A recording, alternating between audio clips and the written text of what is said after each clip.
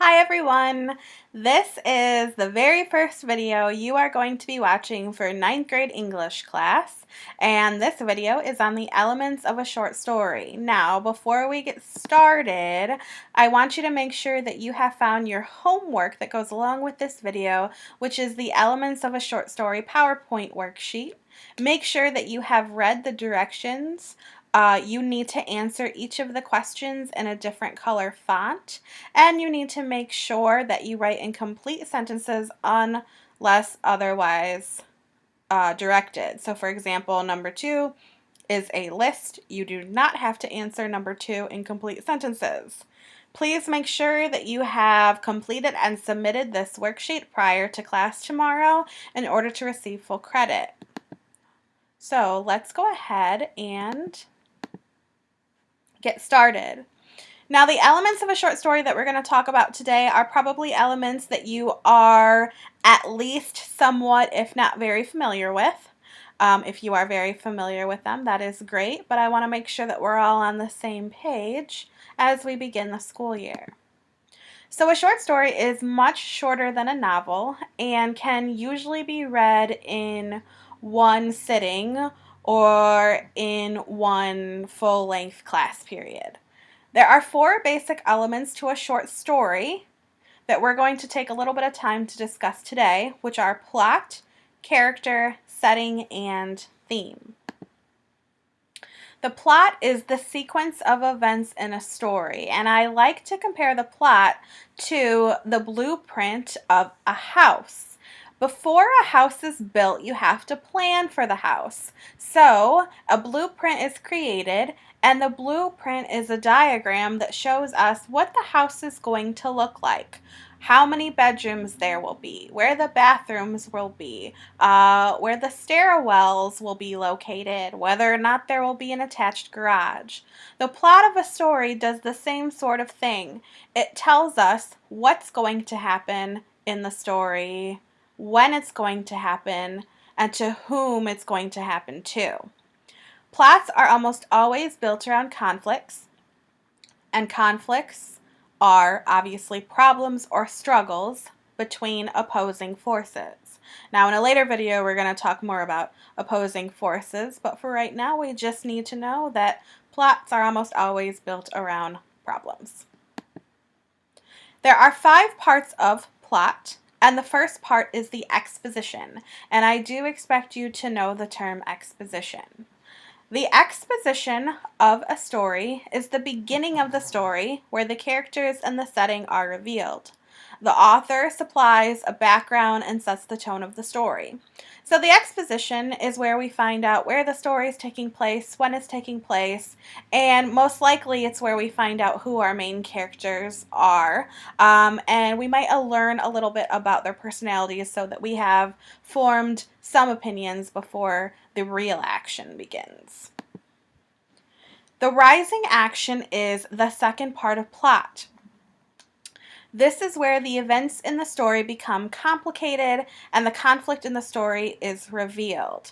So anything that happens between the exposition or the introduction of the story and the climax of the story are considered rising action. This is also where the author utilizes suspense.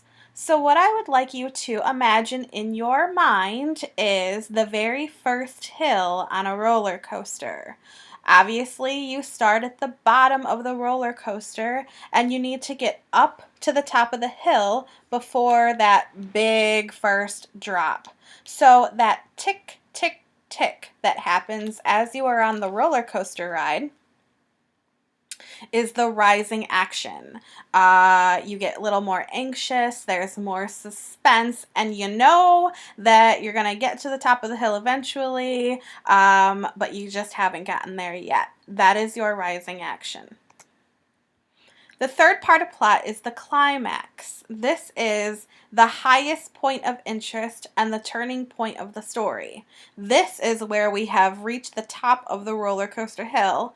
This is the most suspenseful part of the story. The reader wonders what will happen next. Will the conflict be resolved or not? I like to think of the climax as the part of the story that you're always going to remember. The fourth part of plot is your falling action. So when you're on the roller coaster ride and you get to the top of the hill, you can't stay there forever. You eventually have to go down the hill. That's the falling action. The events and the complications begin to resolve themselves. The reader knows what has happened next and if the conflict was resolved or not. Basically, anything that happens between the climax of the story and the resolution of the story is your falling action. The fifth and final part of plot is the resolution. The resolution concludes the falling action by revealing or suggesting the outcome of the conflict. So it is the ending of the story. It allows us to know how everything ended. Here is a plot diagram. And as you can see, we start at the very bottom with the exposition. We go up to the rising action that tick, tick, tick up the roller coaster hill. The climax is the peak of our plot, or it is the most suspenseful part of the story, the part we're always going to remember. The falling action is our descent down the roller coaster hill. We start seeing how the story might come to some sort of resolution. And then the bottom is the actual resolution where we have the ending of our story. Now, I have a question that I would like to ask you. And I want you to come up with your answer and your explanation for class tomorrow. And the question is, does every story we read have to have all 5 parts of plot? The next thing we're going to talk about are our characters. Characters can consist of people, animals, imaginary creatures, that take place in the action. So our characters do not necessarily all have to be people. They can be animals or imaginary creatures. We have 2 different sections of characters. We have main characters who everything sort of centers around. Our main characters are the ones that we tend to become emotionally invested in. We want to know what's going to happen to them. We want to know if their conflicts are going to be resolved. But we also have to have minor characters. Minor characters are characters that interact with the main characters and help move the story along. So if you're reading a story about a 16-year-old girl in high school, a minor character might be her 8-year-old little brother who's always nagging her to take him with her to the movies.